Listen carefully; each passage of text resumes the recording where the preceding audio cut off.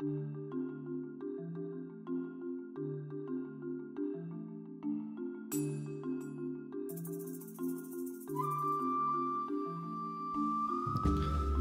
back. Let's talk about Hawaii. So my adventures in Hawaii started by showing up on the Big Island, arriving in the middle of the night in a torrential downpour, spending the next day in a moldy, crappy, overpriced hotel downtown Hilo, kind of nervously milling around waiting for my truck and my tools to show up off the freighter so that I could actually head out to the property that I had purchased sight unseen and get started. I spent most of the day getting some supplies, bought a brand new chainsaw, batteries for the GPS, and the next morning, once the truck came in, I drove out to the jungle, broke out the GPS, found my couple of acres of forest, and proceeded to move in. It was pretty rugged living, I've got to say, and absolutely, utterly unfamiliar country. Over those first couple of weeks, it probably rained harder, colder, and meaner than I had ever seen before or on the Big Island ever after. And there were a couple of nights in there where I was actually starting to wonder if I might drown in my tent. So I came to Hawaii with a very concrete goal in mind. I wanted to set up a homesteading project that kept good records of impact and made an honest, practical, demonstrable attempt to live as best as I could within the bounds of ecological footprint and to see how that worked out. My objectivity-based approach was really hardly anything radical, at least in theory, but to see such a strategy practically applied actually proved to be quite unconventional. Now, my methodology was simple. I assumed that with global population where it was, and with the ability of the environment to absorb toxins that I might produce, in particular CO2, there was a land base that I might fairly claim as my own birthright as a global citizen, and there was a certain allowance of impact that I was entitled to make.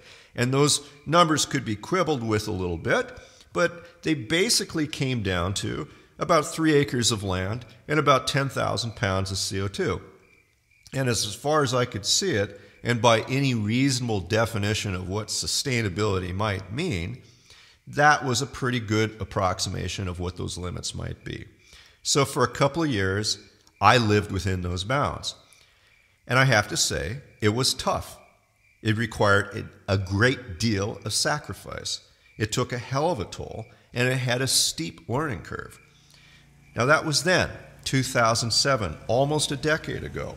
While I worked at this project, people, whether they claimed to be interested in climate change or not, lived their lives just like they had before. They continued to have babies. They continued to live far beyond their allowable footprint. They generally seemed to be far more interested in the appearances of making progress towards a better world rather than responsibly embracing any strategy that might move humanity that way. Even the definition of sustainability has seemed to now morph into this quasi-religious preferential attitude rather than any kind of quantity. And while my project personally was successful, I mean, I have a nice little 3-acre homestead loaded with fruit trees and timber, the world itself has moved even further down the path of destruction. And while sustainability as a quantity was a questionably difficult thing to achieve a decade ago, and probably worth a try, today I'm not sure that I could advocate for it. Now this experiment, much like my sailing experience, was certainly tough and alienating, but I learned a great deal and I picked up a lot of skills that few of my more casually interested peers possess. And that's great, because the most important thing to learn from doing something like that practically for real is what it'll take. And once one does that, well, you're forced to understand that humanity has chosen collapse as their strategy. Collapse is going to be hard. And I would advocate that a prudent individual probably ought to go out and practice a little bit about what living in a collapse scenario is going to involve, while you can still make those mistakes and go out and order a pizza if the potato harvest doesn't actually come through. But here's the hardest lesson that I learned of all. For myself, the hardest truth to learn through this process and experiment was this. For years, being terrified personally at the loss of those things that I saw as most precious around me, this near panic engendered in me a almost frantic attempt to try to awaken my peers, to set examples, to teach, to try to shake anyone awake who I could get a grip on. And I have to realize that these attempts obviously achieved little but creating divisive relationships. And without a doubt, again, this was at great personal cost. Still, the near nausea of the utter squandering of the unbelievable wealth and heritage this planet has provided for us, at the amazing bounty and ease of life of this current technological moment, this incredible privilege that has come to us as such a staggering cost of billions of years of drudgery and suffering and dying and brutality, so that a few of our species can have available at our pleasure these diversions for a couple of decades, to squander this gigantic evolutionary investment so that we can experience this moment, and we are doing what with it?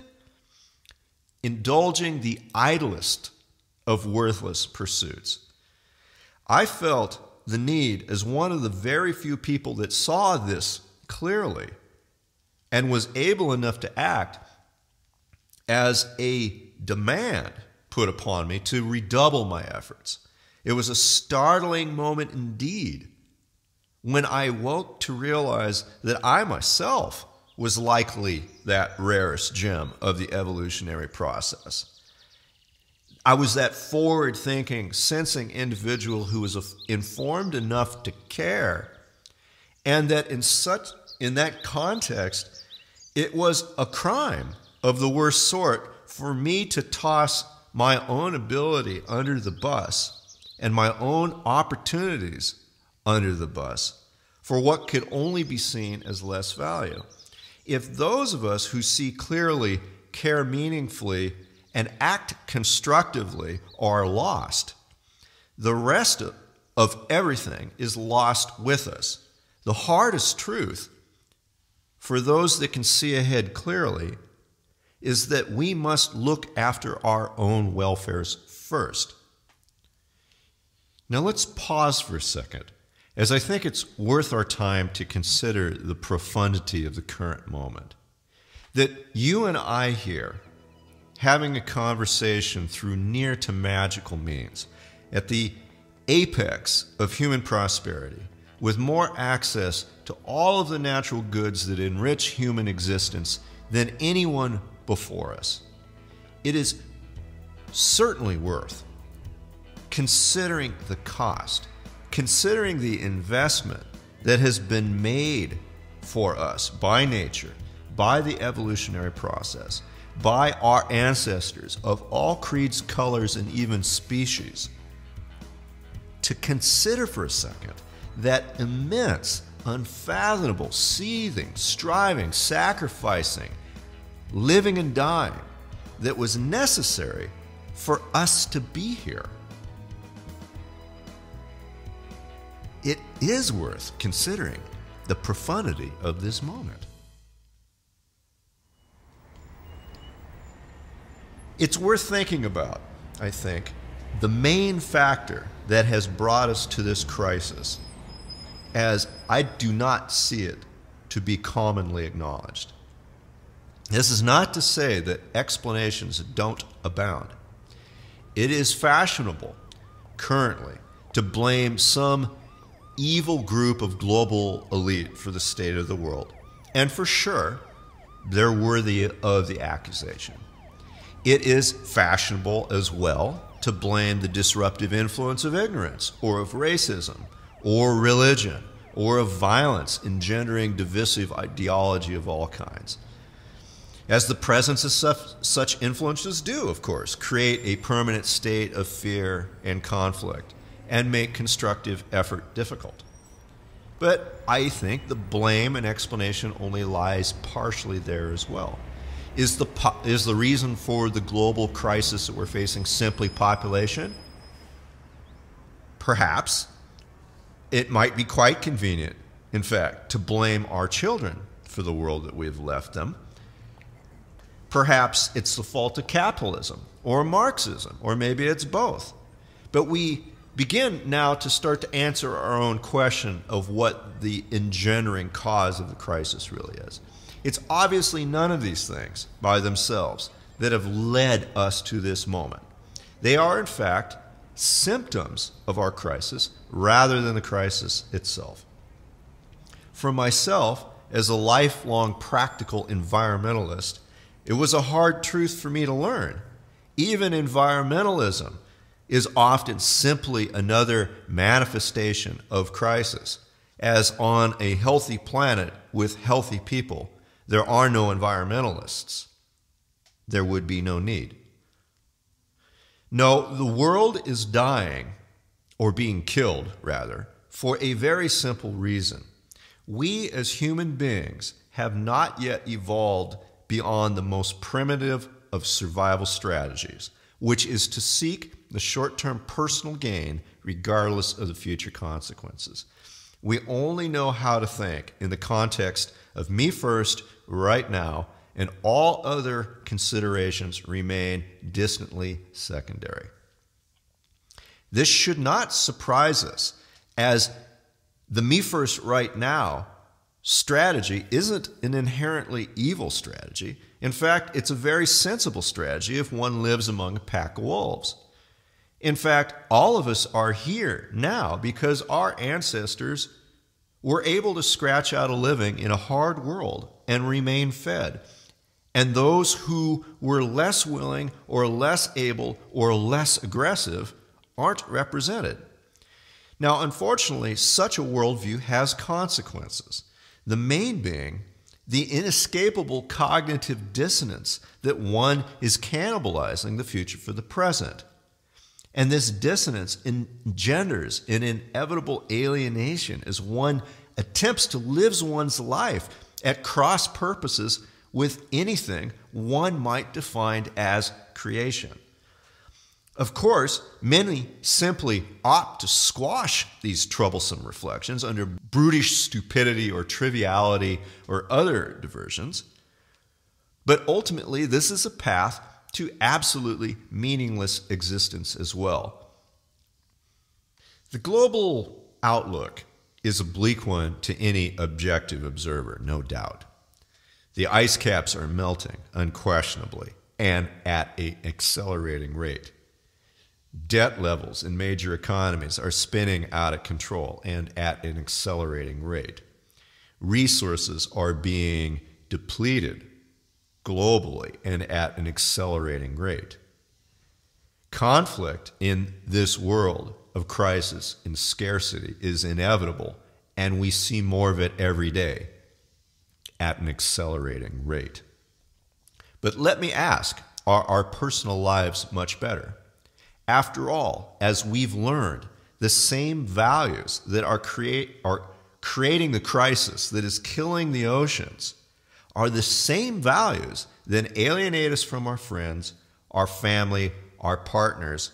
It's the same values that destroys an ecology, that destroys the relationships around us, our relationships with reality, our friends, our lovers, even our own mind. The same values are at play internally, alienating ourselves from our purpose in life, largely from meaningful satisfaction, certainly from hope.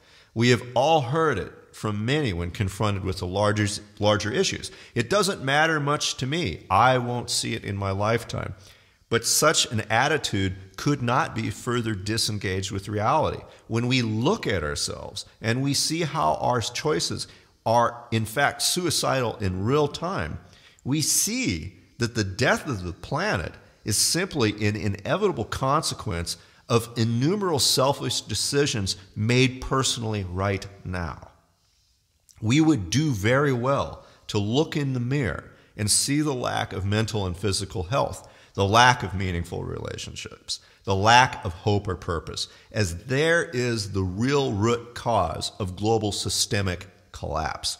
If we were healthy, we would be courageous and bold and acting, and we certainly wouldn't be able to bear simply letting it all fall apart. And this is, in fact, the point of this entire conversation. It has become fashionable now to give up and to assume that the future is inevitable, and now progress cannot be made. But this could not be further from the truth. And in fact, it doesn't take much reflection to find the ubiquitous me first right now strategy once again lurking in these attitudes. There is, in fact, a way out. And this is the message I hope to convey. If one strives to evolve from the me first right now paradigm to the we first perpetually model, a fundamental change in the world does in fact occur in a near miraculous and profound manner. And that change occurs initially, wholly internally, wholly personally, and wholly right now. The primary beneficiary of adopting that evolved attitude that human beings must adopt if we are going to save anything of this planet, the primary beneficiary of adopting that attitude is you. But we'll discover that such a strategy of altruism, if authentic, is every bit as much powerful and pervasive as its less constructive alternative. It will be found, if adopted, to also be every bit as much self-reinforcing. So, the first step to choosing life over death is to step away from pretending that the world is as one would wish it to be, and to rather embrace reality as it is. So, let's get started with that.